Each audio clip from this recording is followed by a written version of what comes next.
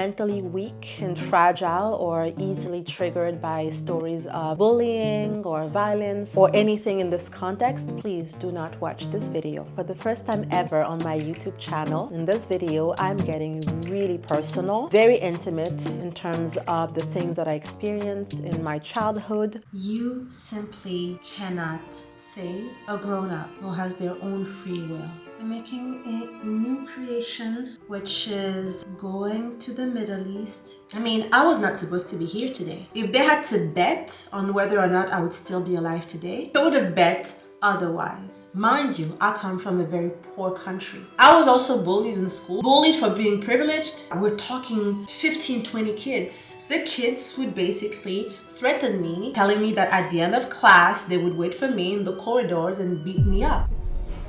Welcome to the vlog. The less people have money, the more they want to take your time, or the more they want to spend time with you. They need you to heal them. They need you to talk to them. They want you to be their mindset coach, cheerleader. I woke up around 5:30 this morning. Now let me show you how I apply my potion. I did my sacred feminine ritual. You have to put it on your skin. I lost the private phone. I don't know where it is. I asked a couple of clients if I left at their hotel or at their home, but it's overseas. Bear with me. Triggers are like a closet where you store all of your trauma.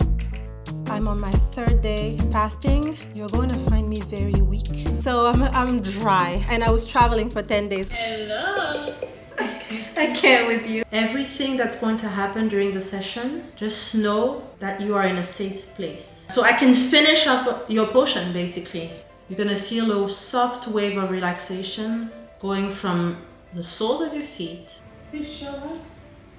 I booked a studio just like I usually do to film the commentary of my vlog because I love giving you background on what you're seeing. However, on that day, there were renovations. The whole building was in shambles. The noise was atrocious. The footage was just impossible to use.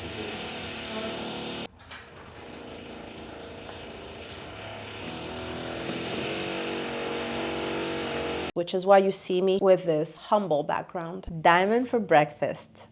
Who does that? A few years ago, I lived in Senegal, in Dakar, the capital city. I hired a feng shui consultant to work on my house. This was a French lady. Feng shui is not a popular system, especially not in Africa. But she was very exclusive because only people who knew of feng shui or people who could afford to hire a feng shui expert to redo an entire house, and people who were able to break walls and do house renovation based on a feng shui expert were able to afford her services. Social circles are very small. It turned out that she was also a friend of ours. And because we met on social occasions, we became friends. So when I went to her house, I noticed that in her kitchen, she had several pitchers of water full of gemstones and crystals. And I was like, oh, wow, I love lithotherapy. I'd already been a lithotherapist for years, ever since I lived in New York, when I was a student, and then when I started working at the UN. But to be honest, besides the old ladies in my region of Central Africa, where we have diamonds and emeralds and all of the precious stones that grow literally in our backyards, I thought it was an old lady village thing to put a raw stone and infuse it in a water for a specific amount of days and then drink it as therapy. My friend's way of doing it was, of course, very westernized, very boho, very sort of new agey way of interpreting something that is as old as humans have existed. But I have to say, I have to give her credit because she is the one who actually inspired me to look into the practice of programming a stone and infusing it and drinking it. For me, regular crystals like quartz and gemstones are only supporting characters and activating the energy of more powerful stones, so precious stones and meteorites. I started creating my diamond elixir. I worked on it for a long time. time, a lot of trials and errors until I came up with a diamond elixir that I enjoy for the taste, but that also really captures the energy on the diamonds in the way that is going to affect me positively on the cellular level. It's a different approach of using precious stones because most people only know precious stones to have value as in something that you wear to ornate yourself in jewelry, but precious stones as a holistic and spiritual practice are more powerful when ingested as a drink or when put on the skin so that your body actually absorbs and merges with the energy of the stone. Most of my work requires a lot of isolation, a lot of silence. It's spiritual work, is dealing with clients, is making potions. YouTube is where I find the most pleasure in terms of the way I display my knowledge and my lifestyle and myself. It also allows me to structure my life in a way that I can incorporate content creating. But in 2025, I understand the importance of being present on short form content.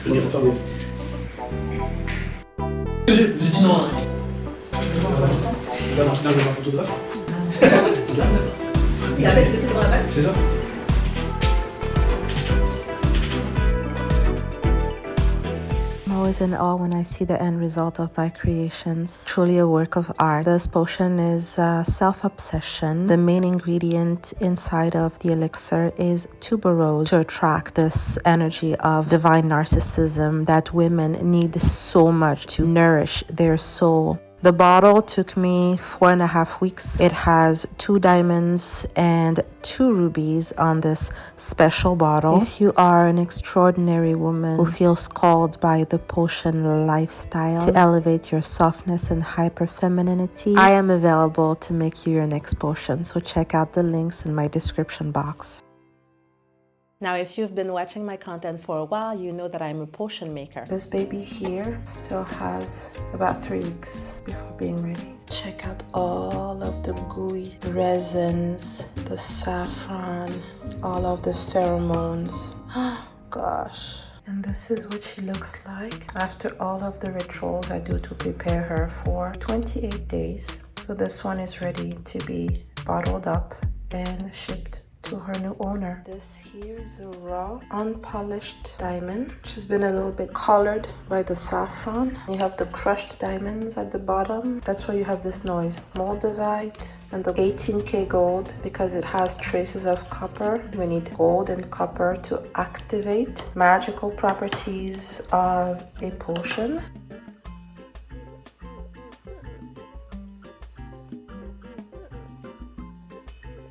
Potion making is one of the specializations that fall under any type of person who comes from a lineage, just like me, of women, matriarchs who've been doing energy healing specifically for women. So my specialty is really sexual energy, allowing women to stay in their soft femininity, heal trauma around sexual energy, creativity, anything also that has to do with sensuality and the inability to enjoy life. I have been working on a few potions like this one. If this prototype goes well, this is now going to be the new format, at least for this year. You know, I like the idea of carrying your potion like it's a purse. The potion is supposed to be you. When you get your potion, there is a ritual for you to merge your DNA with a potion, and the point is for you to carry it around so you can do your touch-ups. Before getting a potion, I like my clients to go through a series of rituals which are going to help heal their energy, remove any type of energetic gunk. So we do a lot of spiritual baths to purify, cleanse their aura, but also remove any type of blocks and sometimes even any type of curses and karma that are making them feel unlucky in their journey in whatever area they come to me for. This week I am in Cannes. Cannes is one of the cities of the French Riviera. You may know Saint-Tropez, Cannes, Antibes, Monaco, all of the region along the Mediterranean Sea that I am lucky to call my home.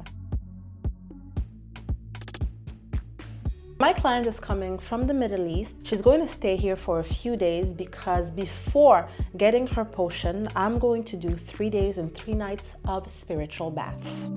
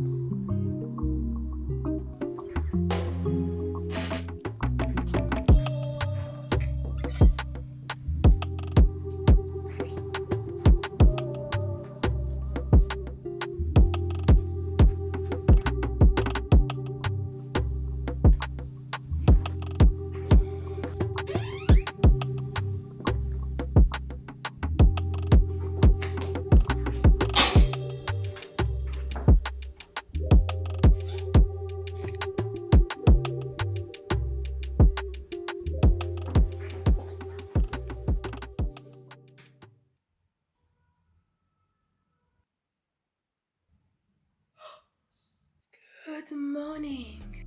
It's very early. I have to get ready and go meet my client. She's in a different hotel.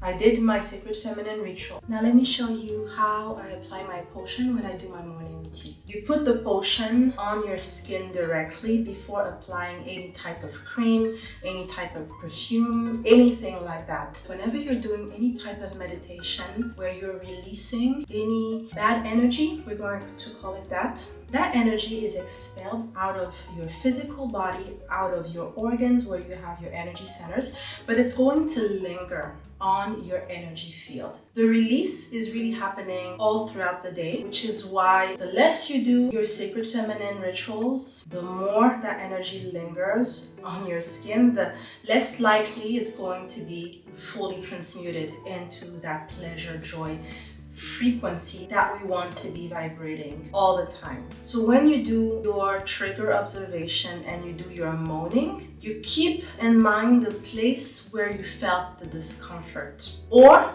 a second option, you focus on your feminine chakras. So your sexual chakra, your svadhisthana, your heart, your anahata, and your ajna, your third eye. So these are the 3 places where you want to apply your potion. The same way you would get a gemstone, say a garnet or a carnelian, and they're going to say the carnelian works on your sexual energy, so you place it on your womb when you're doing your meditation. The only thing with the potion, it's more powerful because the potion is actually absorbed in your skin, and it has not just the properties of the precious stones, the diamonds, the meteorites, but it also has the pheromones. So it's going to work on your magnetism, on the hormonal level. There are also the roots and the resins which are energy magnifiers. The okume, the oud, all of that is absorbed actually within your physical body. So it's working on many layers, which a regular gemstone is not able to do.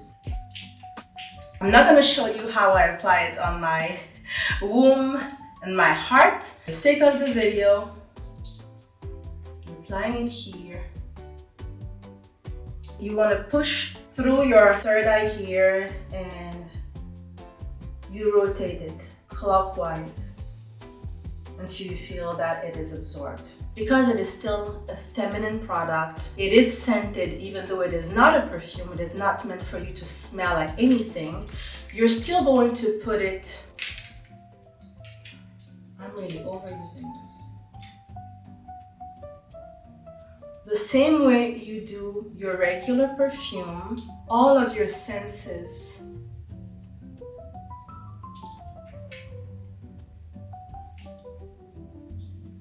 are actually stimulated and activated. I like to put it in between my thighs and here behind my knee.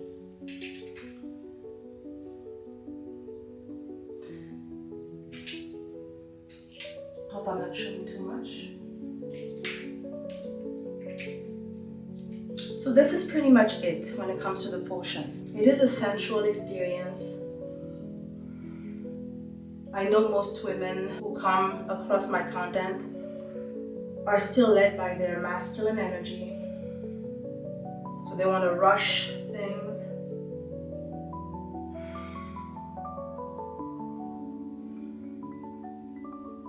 This here is all you have for yourself. This here is the space that you own. Outside, you have to cater to people, you have to do lists, you have to look perfect, to show up. There are people who have expectations, you have to perform. This here is the space where you need to linger. This is where you own yourself. This is your intimacy. So don't rush things. I've applied my potion. Now I'm just going to go ahead and do my regular morning feminine care routine. I start with the body moisturizer. Keep in mind, I'm in a hotel, so my actual creams are back where I live. So I'm just using the hotel cream. So you're just gonna lather cream on your body. Ideally, you should aim at doing one abhyanga at least per week. An abhyanga is an Ayurvedic massage, but we have in all cultures a similar way of applying natural oils, which are healing oils, so the body also heals on a holistic level. You can also, what I do, I have a masseuse. She's a Thai masseuse where I go to. So I basically tell her what I want in my massage oil and she makes it for me. And once a week I do 2-hour massages with her. I finished my day and I decided to take a quick massage before going to dinner.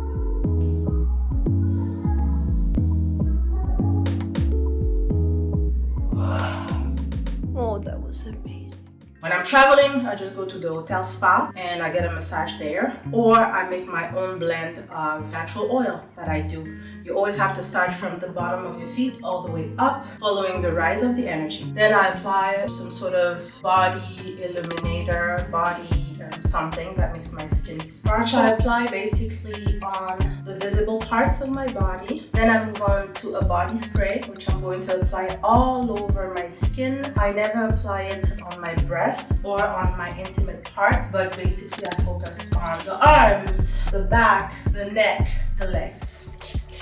And I always rub it in so my skin really absorbs its scent. And last but not least, I apply perfume. Usually, this is my go-to. It's been my go-to for the past 13 years now, I believe. But I'm working on a project. I just received samples. So I'm testing the samples. I'm going to use one. I'm going to see how it lasts throughout the day, how my body reacts to it. The sillage, what we call sillage, is basically, you know, when you walk, you create a wind. Do you create a wind? But when you walk, people can still smell you, right? That's what we call sillage. Write in the comment, I don't know what the word in English is. I'm putting the perfume in my perfume points, the back of my ears, the back of my neck, here, inside of my elbows, behind my knees. I've tested a few with the lab. I'm down to these two and I'm going to make a choice and hopefully, this is one of the things I'm manifesting. This is, in a nutshell, my morning routine, which includes the feminine energy, the holistic, and the cosmetic. Oh no, they only have coffee, no tea. And client sessions are amazing. Modern day women are so solicited, so needed on a regular basis, especially the women I speak to, women who are either successful because they're married to a successful man, successful because they were ambitious and attained a certain level in their career professionally, women who are public figure or women who are recognized a pillar in their community. Such women don't have time to waste. And actually it's very weird because in my experience over the years, having gone through what is called the savior complex in mainstream spirituality, you will notice that most of the mindset, coaches are really targeting the mass. So you're going to have a lot of people telling you their success story about how they started from the bottom and they reached a high level of success based on whatever technique they're going to teach you. What's different with someone like me, someone of my pedigree, with my background, is that I come from a specific community, a specific family where we are recognized. I am the only woman I know in my family, in my entourage, in my community, who actually decided to leave the nest, leave the privilege in order to choose quote unquote freedom. It's not really something that you do where I'm from. Being of a certain family, you have responsibilities towards the patrimoine of your family. Whenever I'm in my city, people are going to recognize me. They're going to recognize me as the daughter of this woman, the daughter of this man. They're going to recognize me based on the accomplishments of my family. Wherever I go, I am a spokesperson for my last name. It's something that is very similar to people who also acquire celebrity through art, through their talents. A model, an actress, a very famous artist, or a music producer, or whatever, where basically the moment you become recognized, people have expectations from you. People expect you to show up a certain way. It's really similar. The goal is to maintain the persona when it comes to the public's expectation. And women like that are not going to resonate with the regular mainstream coach that you're going to find on all of your social media, which are going to talk to you about how to get out of financial scarcity or how to deal with meeting a man. I mean, many of my clients, just like me, come from cultures where you're going to, for sure, marry within your social rank. Because who else are you going to meet? When I look at the women I grew up watching, unless they were to date the accountant of their father or a driver, where would any man of a lesser financial or social status, where would that man even meet them? Most marriages end up being not necessarily arranged, even though it still exists. However, when you belong to a certain society, you are bound to date within that society. That is why when you are a regular woman and you want to upgrade your life, upgrade your relationships, you're always going to go from step one, which is upgrading yourself. You have to become the woman who naturally evolves, hangs out, has the codes, stays in the vicinity of a man of a certain caliber, if that is the type of life that you want. I think I'm improving my makeup skills. What do you think? This is what I'm wearing.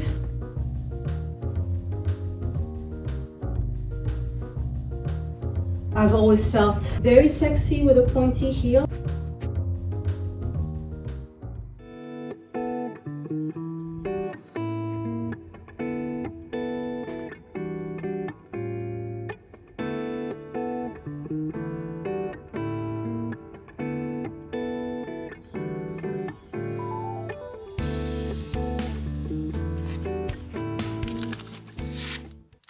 Time is precious and you can never buy it back. I want you to exit the session feeling unburdened. This is not therapy. This is a 45-minute reset.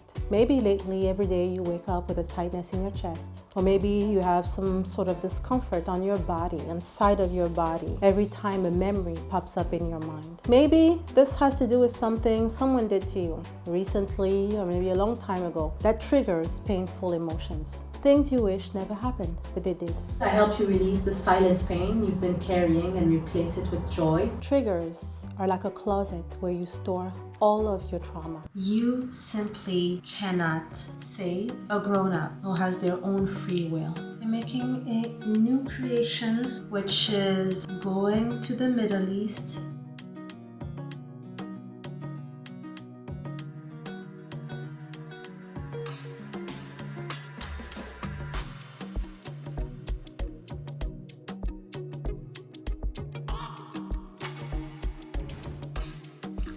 Taking a break. I'm a little bit tired. I've been working on this since 7 this morning. It is now, imagine I'm working 7 hours per day on this one. At the end of the day, everyone has been traumatized or is traumatized in one capacity or another. I mean, I was not supposed to be here today. If they had to bet on whether or not I would still be alive today, they would have bet otherwise. I have already done so many videos talking about my story. I was born with 2 autoimmune diseases, one being called sickle cell anemia, which is found in Afro-descendant or African communities, and the other one called thalassemia, which is actually found in places around the Mediterranean, so places like Greece, Cyprus, Turkey, and I am of Greek descent. I was a sick child, very fragile, in and out of the hospital all the time, always in treatment. I come from a very poor country.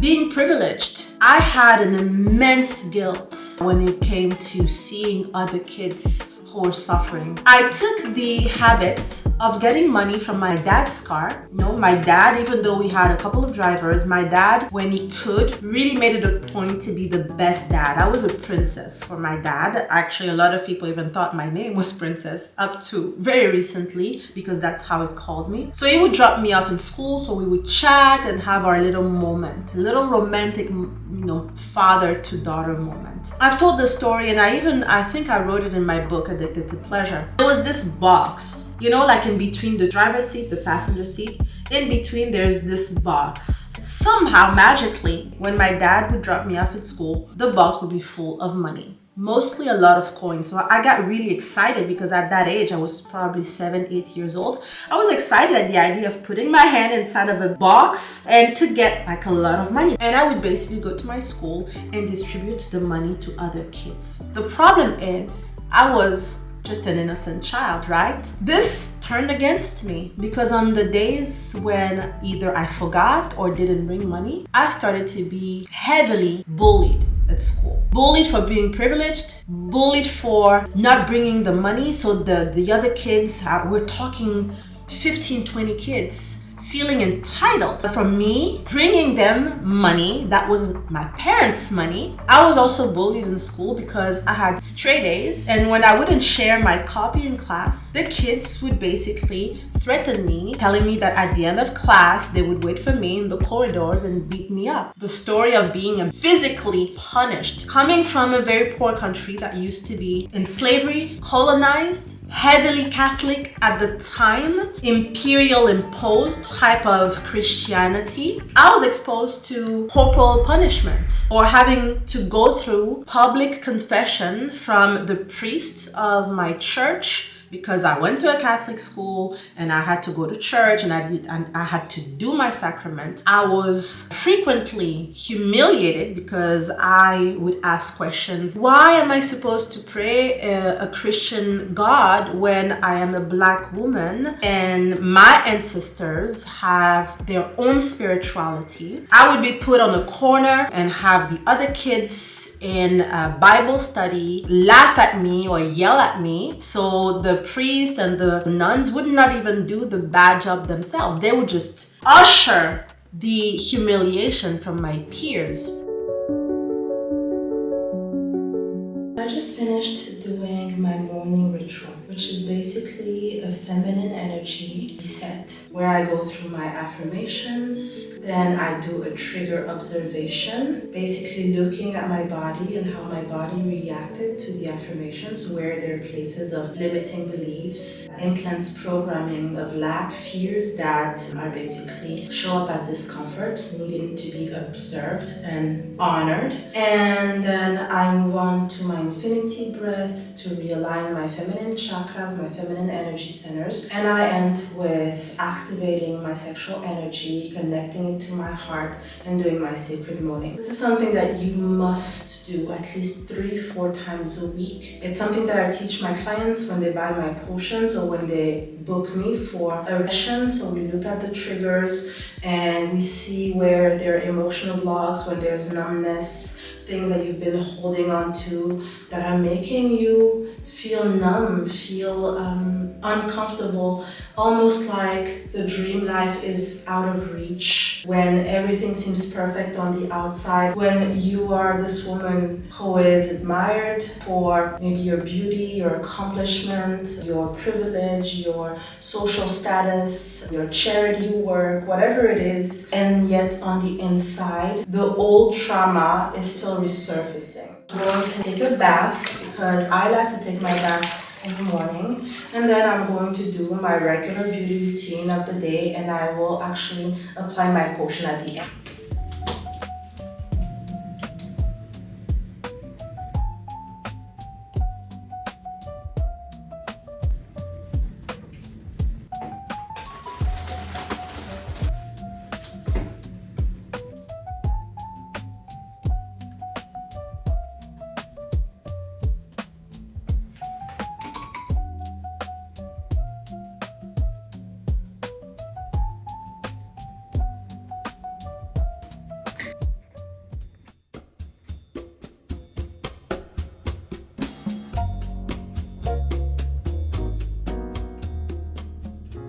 Today, I felt very triggered during the session with the client. The spiritual bath that I did to her was,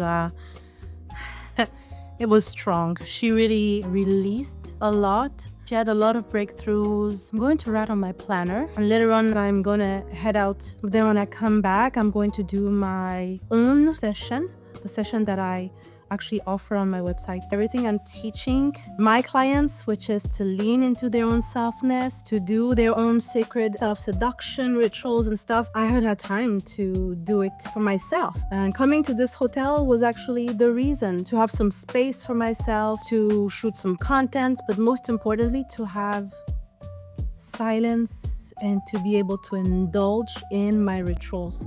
I like my rituals to be 2 hours per day. So yes, I'm going to write on my journal. I'm going to reflect. How do I feel? I'm going to see how my energy centers are doing. Then I'm going to apply my potion. That's how you seal any ritual. Potions are powerful because they're made, my potion is made for me. It's harmonized with my DNA. I've done the proper work to activate it. So this is the PDF version which my assistant printed out for me. He just went to a binding shop to bind it. It's easy to carry. So basically every week you're reflecting on your emotional triggers, any judgment, any self-scrutiny, any self-bullying you're doing to yourself. It's a mirror experience. What's going on? We just want to bring this discomfort out through the pages so that it's not in your energy body becoming like this tough nest, which is going to turn into some burdening pain. We put it here because throughout the week, we're doing our session, or you're coming in a session with me, 45 minutes. We're doing everything, the tapping, the affirmations, the trigger observation, the infinity or Venusian breath, and the sacred moaning, In our session, we do it not so long when you do it on your own. I want you to moan your lungs out. Sacred moaning activates your sexual energy. But you don't activate your sexual energy if it is dirty, if it is blocked, if you have a lock, an energy lock, if you have karma, curses, whatever is here in your creativity, in your creation, in your sexuality, your intimacy, the pleasure. This is the place where we store, where we brew, where we cook pleasure so that the entire body feels, this, let me go.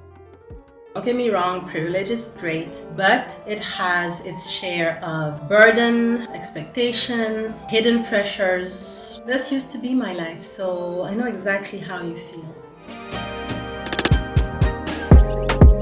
Guys, I will forever love Chinese tourists. I was walking towards the red carpet where they have the Cannes Film Festival, and it was so funny because the festival is approaching. They put all of the fake, I don't know what they're called, like mock-ups or whatever, of celebrities. And there's this picture or whatever of Rihanna, the singer. The Chinese tourists are like, you, Rihanna. And they started taking pictures of me next to Rihanna. Okay, I'm almost at my client's hotel. I will say goodbye for now. Over the years with my practice, I have realized that many of my clients needed to speak to me. So when a client acquires a potion from me, especially the first 3 months of their potion therapy treatment, they're going to have access to me so that I basically guide them, give them an orientation, because things are going to come up to the surface. Things that they would need probably clarity on, but they're also going to experience a lot of subconscious blocks. If you value your time, it means you value your money. You want efficiency, you want privacy, and you want an actual result. The less people have money, the more they want to take your time, or the more they want to spend time with you. They need you to heal them, they need you to talk to them, they want you to be your cheerleader, their mindset coach, and also they have time. They have a lot of time. A lot of time and little money to pay usually is the combination of people who live in scarcity. The reason why my clients come on private sessions with me is, first of all, I come from a similar background as they are, privileged, and a community where you don't have privacy. What does a client from Hollywood and a client from, say, the Middle East, Qatar, Saudi Arabia, or even places like Malaysia or Singapore, what do they have in common? They are recognized, where they feel like they live in a fish tank, meaning that their actions are always watched and scrutinized. Many of them don't want to do therapy, or the session is really a practical in and out realignment with their feminine energy, addressing whatever the trauma, the frustration, the trigger is, transforming the pain into an appreciation of accomplishment, appreciation of beauty without guilt, and having the enthusiasm and the strength to go about with their day, with their week, feeling aligned to their femininity. So not denying that, not being on survival emotional mode, actually feeling vulnerable. They need a space to be vulnerable. See, I come from a culture where, first of all, we don't consider therapy, or we don't believe in therapy, or at least psychology. And the thing is with me, when they come to me, well, I'm not gonna judge them because I don't live in their community, or I'm not in their inner circle. So I'm a safe place for them to come and be real. And 45 minutes is perfect because it's not too long. They're paying the big buck because they know it's efficient, and they're in and out. It's about 5 a.m. I'm just focused on my client. I just did my makeup and I'm about to leave. Last night we did her last night spiritual bath, and this morning I'm doing the last morning bath, and then I'm giving her potion finally to her. We're going to apply the potion, and we're going to do one last one-on-one trigger observation, sacred moaning, activation of the potion, everything. And I don't think I'll be able to show you this part because I need to respect my client's privacy. Yes, I can't forget the potion, which is in this box here. I'm getting the box, and I'm also getting the stuff for the last bath. And here we go.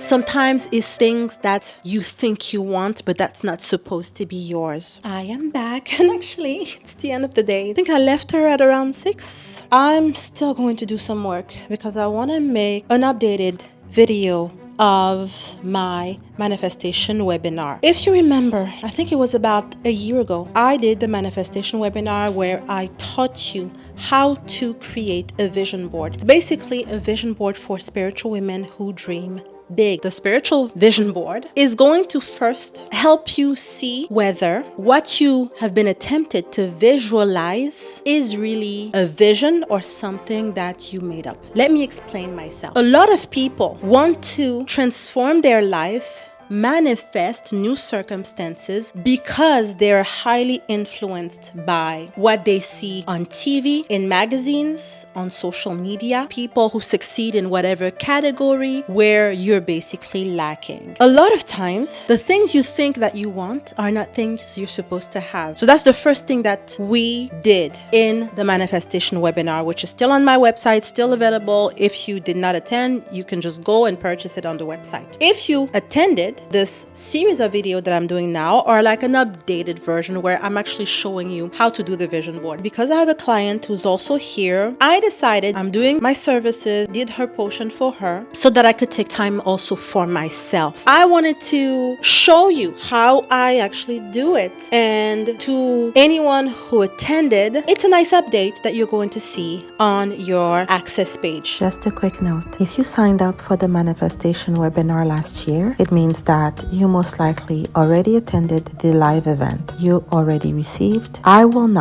repeat, I will not be resending the access link or password. So if you lost it or if you misplaced it, no need to email me about it. You're welcome to purchase again or not. Actually, it's up to you. I'm trusting that when you attended the event, you were able to create your vision board, and you had about a year to make the most of the replay. Enjoy the rest of the video. So I am a potion maker, right? What is a potion? A potion is an energy tool meant to elevate your life's experience. The equivalent of a potion like this one will be when you go to, say, a mineral store. You are buying a big amethyst, which is this big, and you bring it to your home. The quartz is going to change the energy of your environment. The potion, because I use precious stones, I mean, you know by now that I use diamonds, rubies, emeralds, mainly for emphasizing creativity, sensuality, sexual energy, making you more hyper feminine. But I also use elements of nature, the resin, for example, the oud, which are energy magnifier, all of the pheromones and other elements of natures that are going to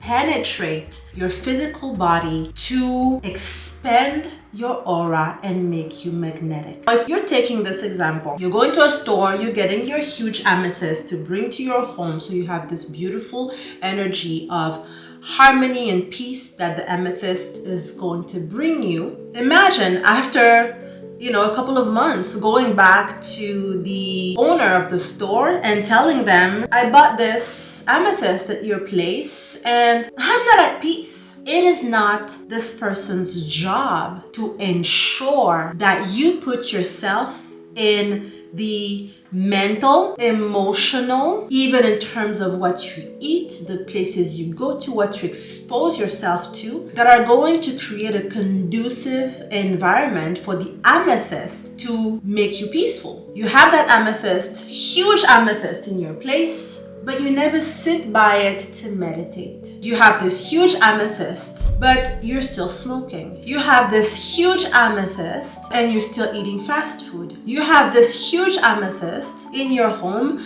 but you're still partaking in the gossip. You're still looking into the way people live their life, what celebrities are wearing, who's dating who. You still have judgment over what people are doing, and you're still keeping the same mental foundation. So the amethyst is there. It is projecting that energy onto you. However, you're so attached to the version of you that is addicted to their victimhood, that is addicted to their habits. You can't even switch up the fact that you have certain behaviors or habits that if you need to become this new person who's going to be happily, positively affected by the amethyst, you cannot absorb that energy. That's basically what a potion is. You get it because you want it to ornate your life. You're going to absorb that energy. It's going to make you feel euphoria. I'm humbled on a daily basis when I see the pressures my clients are going through, despite the fact that they might be privileged. However, they choose self-love. They choose self-obsession. They choose self-seduction as an anchor to their fulfillment. This was just a long way to tell you that no one is coming to save you. Regardless of where you are right now in life, however much you feel like you're suffering, many people are still addicted to the story of suffering. Many people, even when they wake up, it's a new day, a new opportunity to create a new story. They still choose to look at what they don't have. Whatever it is, every day should be about how do I bring this hyper femininity, this creativity, by nurturing myself on the inside so that when time comes, your energy has shifted enough, you become porous and magnetic to only having the winning story, whatever you dream your winning story to be. But you have to make your due diligence. You have to practice self-love enough. You have to practice self-obsession enough. You have to practice self-seduction enough. It's not the potion, however magnificent, and God knows I make scrumptiously magnificent work of art, but it's not the potion that is doing the job, unless you're a victim and you come to someone like me and you just feel that just because you bought the thing, you're entitled to feel that it does the job. You're gonna wake up magically with the man courting you, or with the $1 billion deal coming to you, the body transformation coming to you innately, when your mind is still stuck with the old story. It's my last day here. My client is gone. She went back to her country. When I take care of a client, I usually go from her room to mine, or in the case right now, her hotel to mine. So I haven't even seen the sun really. This is my look. Usually I would put a nice necklace and leave this open, but I feel like I'm catching a sore throat, so I'm actually going to wear a scarf to protect my neck. My mom really loves scarves, so I feel like I'm going back full circle with this one. I'm not gonna do like a very complicated thing. I'm just doing a regular knot. Let's fix my hair.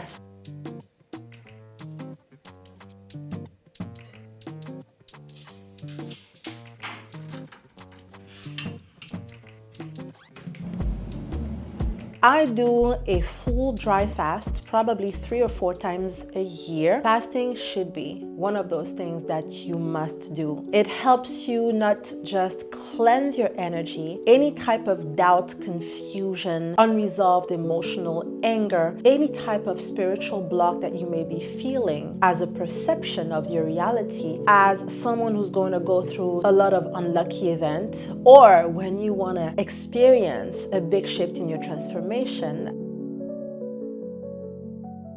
If you've been trying to reach me on the private phone, I'm sorry, I lost the phone. I don't know where it is. I asked like a couple of clients if I left them at their hotel or at their home, but it's overseas. So for now, bear with me. Can you hear me? I want to apologize, first of all, because you're going to find me very weak. I'm on my 3rd day fasting, so I'm dry. I'm just dry. And I was traveling for 10 days, so I didn't even get any rest. I use the potion when I do my sacred evening ritual, and then also during the day. I apply her on my body. So it's a dry fast, meaning that it is no food, no water, meditation. It is a practice connecting you to your soul. You do it for 72 hours. It helps you clarify your mind. For someone like me who's going to talk to a lot of clients, who's going to meet a lot of people, being a sponge to their energy. So when you do a fast, it's pretty much a reset energetically.